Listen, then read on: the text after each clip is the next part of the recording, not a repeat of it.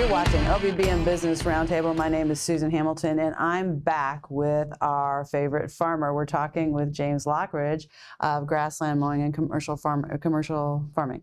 And we're talking about some of the things that you need to know about, because chances are this is going on in your community. If it's going on here, it is going on everywhere, and it's super important because it's your food supply. That is correct. So if you haven't seen the first episode, there is a link in the description box below if you're getting this on Rumble, and you'll be able to go back to that.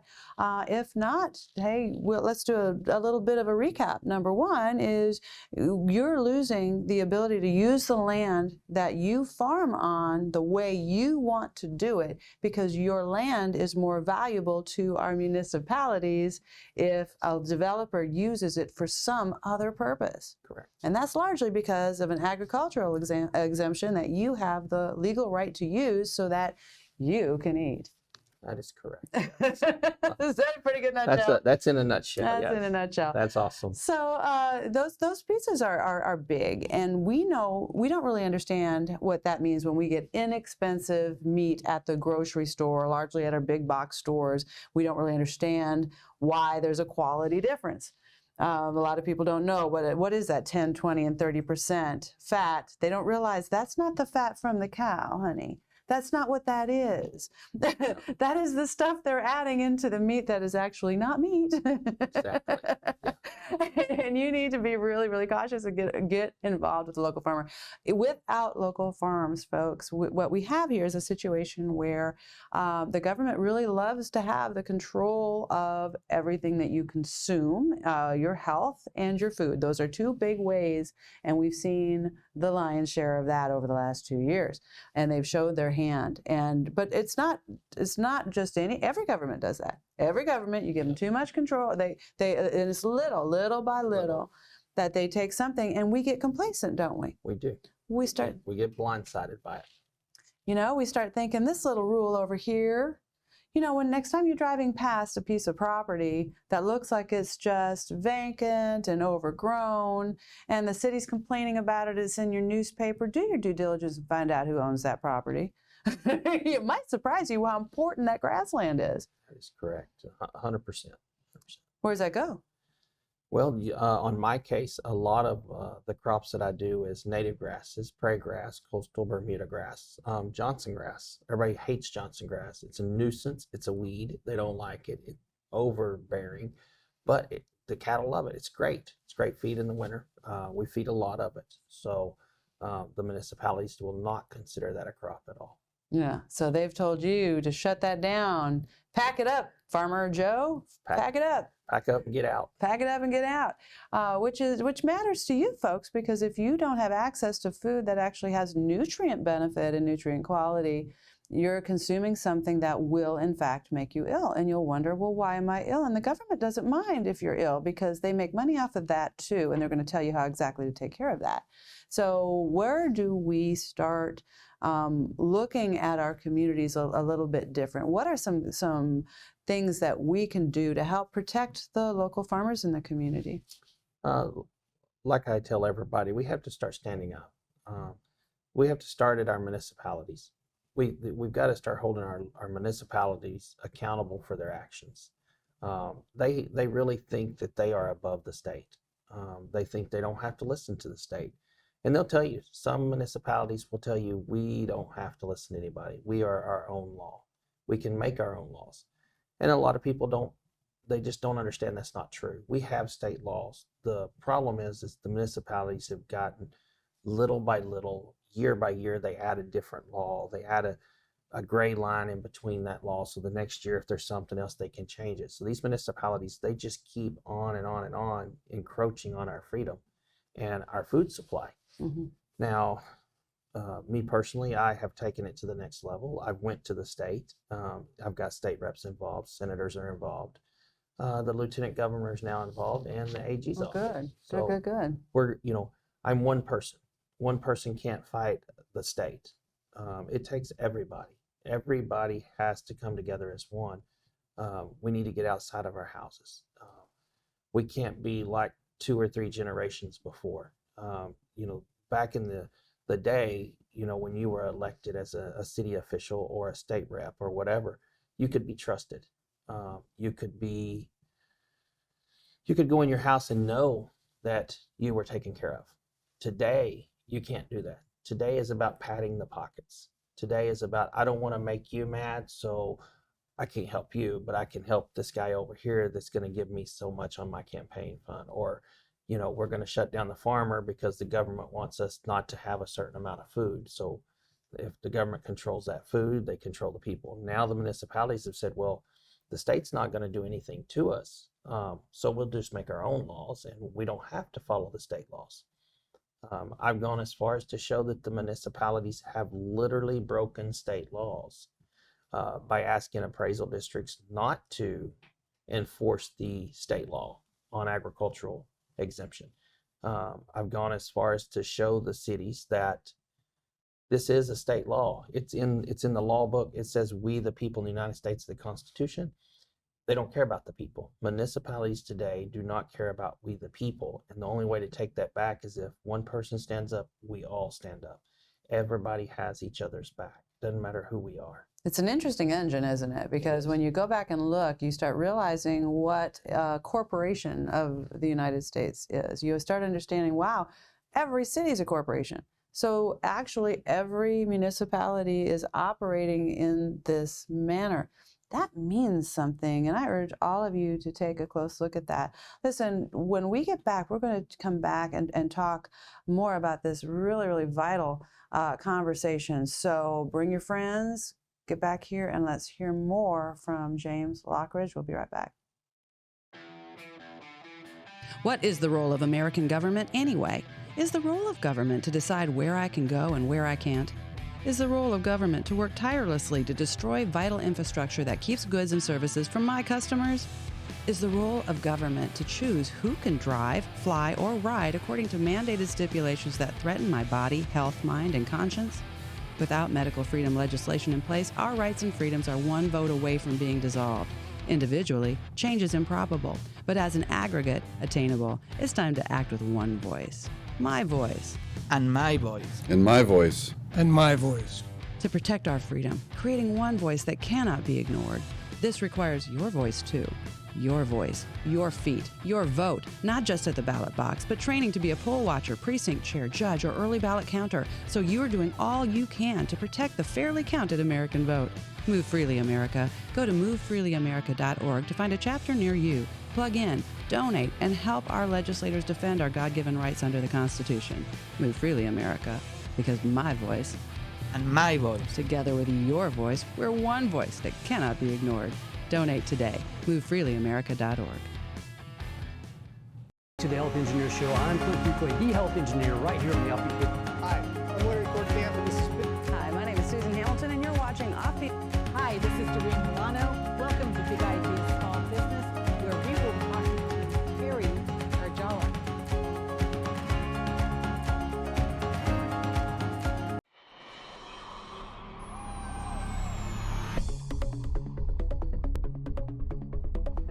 Hi, welcome to Heroes in Action. I'm Ray Amanat, founder and creator of this training system. I originally made it so that everyone can train for free. We have programs for kids, for women, families, and businesses. I'm an author, speaker, and educator on everything that has to do with violence and bullying prevention education. If you'd like more information about who we are and what our programs are, please go to our website at heroesinaction.us or give me a call if you have any questions at 727-314-2534. We hope to see you here to train.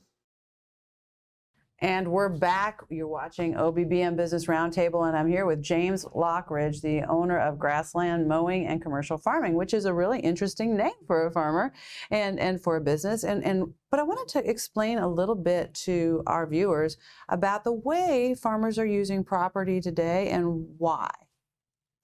Well, we're trying to use it to farm, to bring beef into the state of Texas or wherever it wants to go. We're trying to produce wheat crops, corn crops, milo, anything that we can take to market to help food supply. The problem with Texas is we're just losing it faster than we can get it. But you don't tend to own the property though, right? So it's common because of the way our ag laws are for you to be leasing your property? It's easier for me. Yeah. The market's too high. Some farmers own a lot of land. Yeah. Me, it's just easier for what I'm doing for my business. I can lease the land at a reasonable rate. I can help out the landowner at the same time, and I can survive. And so, to me, it's a win-win for my operation. Would love to own my own land one day, but Yeah. right now just can't do it.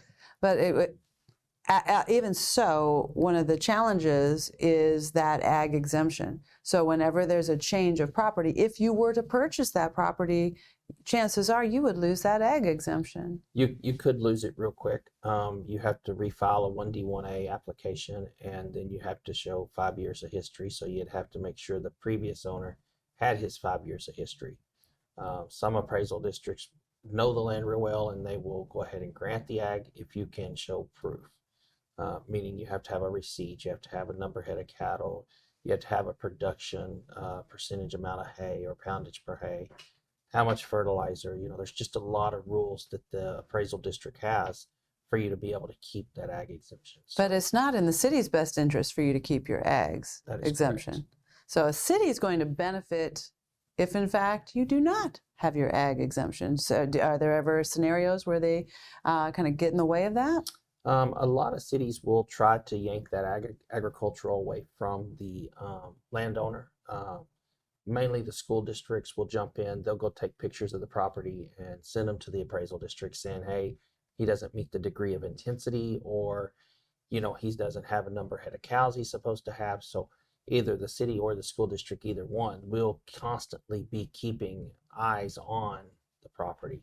And we'll send pictures to the appraisal districts trying to trigger that rollback immediately. And so the reason for that is if a land developer turns that into a multi-family home or multi-family building, they're going to, or whatever they want to turn that into, there's a whole lot more tax money in that. It was a 7-year rollback tax, then it went to a 5-year. It's supposed to go to a 3-year if it hasn't already. I think September of this year or last year it went to a 3-year rollback tax. But it's still a big chunk of money that the city receives and the school districts receive. So yeah, they will do anything in their power to make sure that the farmers or the developers or landowners do not accelerate with that ag exemption. So just to talk about what that rollback is, what that tax rollback is. So evidently, whatever when that property is sold, they're going to estimate the finished work of that property of the land developer, and the city's going to go after the tax dollars for the past 5, and now you're saying 3 years Correct. of what it would have been at that rate if it was finalized before anything's ever done. Did you know taxes worked like that? Yep, they definitely will go back after them. Mind-boggling. So there's a ton of value in kicking your butt out. Yeah. So if you can get rid of the local farmer, the cities have won 100%. I mean, they have such an advantage to be able to get rid of the farmer that some cities will go to the extreme to do it. Well, and part of that going to the extreme, I would think, is public opinion, right? Because if you're just a nuisance, if all you are is keeping property that they can deem a nuisance, or you're taking advantage of ag exemptions, and you're not really, they can negate who you are, what you're using that property for the community to start going, hey, why does this land look like this? Instead of having any respect for the fact that this is how food gets on your table. Right. That is huge. So they can rally a community to be opposed to the local farmer and the local farming practices, and rally the media to make sure that things are put in a slant. And you actually can end up with problems where you might have your city council or your state level. You've got people that are really muscling you through all types of different things. Maybe some restraining orders are going on. Maybe some, there are you're not even allowed to tell the public what's happening. I am not allowed to say certain things, and that is okay. They're pretty much, I've had one city take the freedom of speech away and cut me off and say that I'm not allowed to speak At a council at a meeting? city council meeting. So they're pulling some shenanigans is a better term of it. But it's one of those deals where if I know I'm right, I'm going to fight till the end. Yeah. And you know, a lot of cities don't like the fact that farmers are in their cities. One city has said cattle cannot be in the city except in this one zone.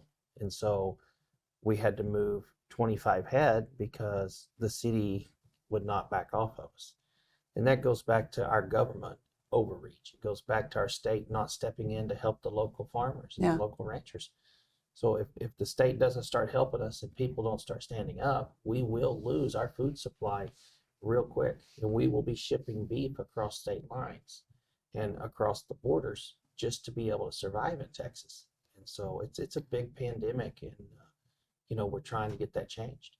It's a ridiculous scenario. So what I hope that we're accomplishing here is opening your eyes to a little bit of what's going on that possibly in your community. And if you don't know, I suggest you start asking some questions. There are a lot of pieces to this puzzle, and we are going to finish when we come back because there's a whole lot more.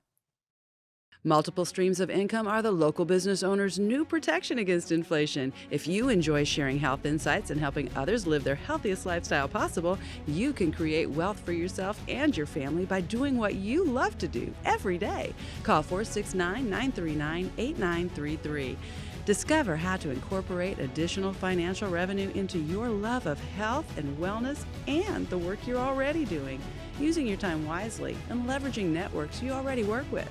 Ready to learn more? Join the Wellness Institute's Carola Bradas, subject of the book, Look Beyond Tomorrow, to help even more people realize their potential and achieve their health goals. Build a side business with products sourced in North America and protect your bottom line. Call 469-939-8933 today. That's 469-939-8933. Call now.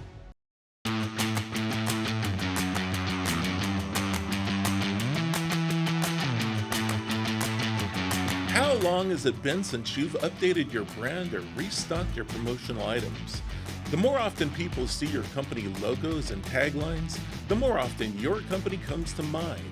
That top-of-mind thinking is exactly what grows businesses and generates revenues. So at Big Feet Creations, I've dedicated my time and talent for over 30 years designing and illustrating print and digital products that people love and remember. Now we're adding website design and audio-video editing too. Call Big Feet Creations at 469-450-7350. I'm a big guy, and I've taken big steps to help you grow big. Big Feet Creations, 469-450-7350. Call today. That's 469-450-7350. The OBBM network is the premier voice for local business, and we take that responsibility seriously. The OBBM network has everything you need to grow and transition your business for success on popular syndicated podcast networks, Roku and other video channels, and the OBBM network app. We work for you, local business, and we've got your back. And we're back. You're watching OBBM Business Roundtable, and we have been talking about really a lot of the land because we just don't understand what it takes. For instance, for one head of cattle, how much land do you need? Well, the state of Texas, to qualify for ag, it depends on the region you're in or the area, whichever one you want to call it. They have, in West Texas, it may be one cow to every 30 acres, whereas East Texas is one cow to every 4 to 5 acres or 2 to 3 Well, acres. I'm not even talking about qualifying for the ag exemption so much as what does it take to survive, to have healthy cows? What kind of property do you need to be able to do that? Depending on your herd, but I mean, honestly, you need some good quality dirt. You've got to have great dirt underneath your grass, and you got to be able to fertilize. You got to be able to use the seed, and you got to be able to grow things. And the way that Texas is being built, they're taking all of the great farmland in Texas. I mean, if you watch how these cities grow, they pick all of the good land to build on, and they leave us farmers and ranchers with nothing but what I call trash dirt or floodplain or unusable land that you cannot farm. I mean, you get a lot of floodplain or you get a lot of trash land with rock and stuff. So that makes it hard for the farmers to keep continuing. But every day, Texas is losing sections of land every single day, 2 to 4 sections of land a day due to development or due to the city's overreach in government kicking them out or whatever that case may be at that time. So I wonder where they think they're going to get their food. Walmart. Yeah, it just kind of shows up. Just shows up.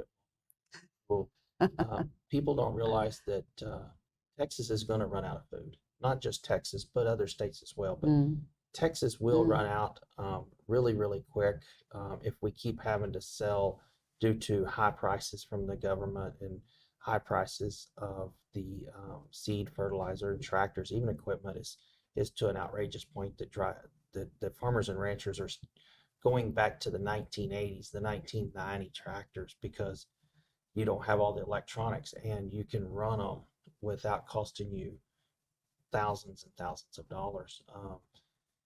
You know, the government has put such a strenuous demand on the tractors that, you know, farmers can't survive. You know, you go buy one machine for one combine, $1 million, $1.5 million now. It's crazy.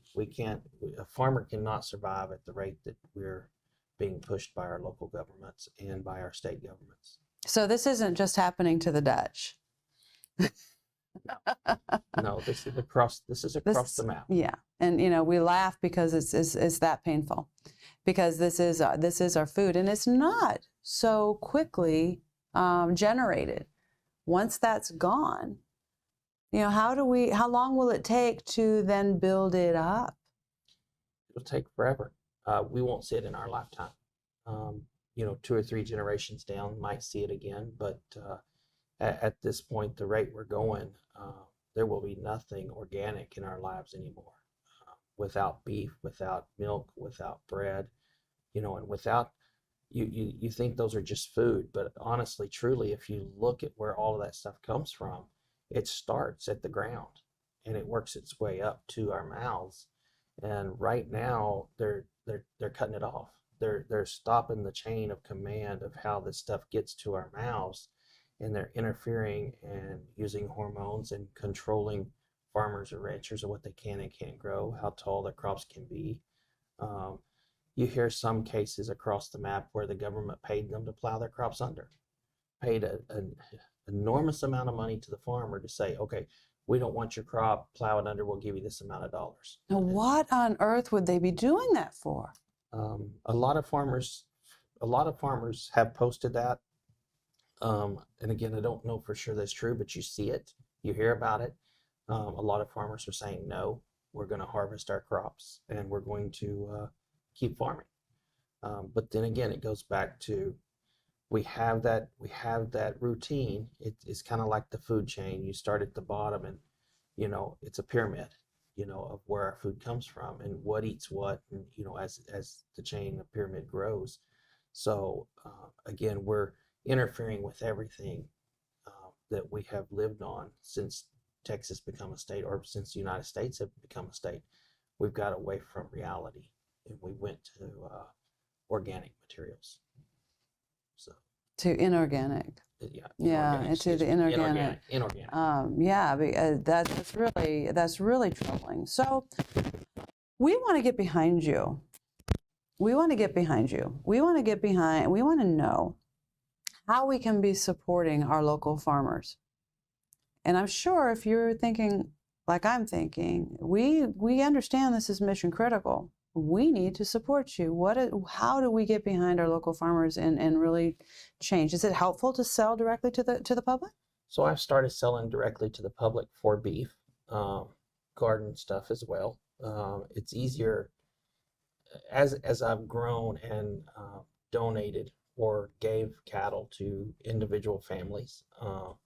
they tell me, wow, this is way different beef than what's in the store. Wow, the taste is better. Wow, I can't believe it's so good. And just word of mouth from that family to another family to another family. You know, we butcher a lot of calves, steers, or heifers for families, and you know, they pay us for that beef. And it seems to be starting to become a trend. As we grow every year, we notice we pick up 1 or 2 families every year wanting a half a beef or a full beef, or, Yeah. you know, so. But that's not enough to sell. You've got to sell quite a bit for that to be lucrative for you. It does. It's not something I could live off of right now, but if I can keep producing and I can show the people the difference between what's at the market and what's at the farm, and they can taste and see the difference, that pandemic will continue to grow, and it'll force these companies to stop adding all this other stuff to our beef. So there is some hope. There is some hope that we can take back some of this control if we act now. James, would you come back and talk to me again? I will. Thank you so much for being here today. I appreciate that. Until next time, folks, you've been watching OBBM Business Roundtable. Share this with your friends.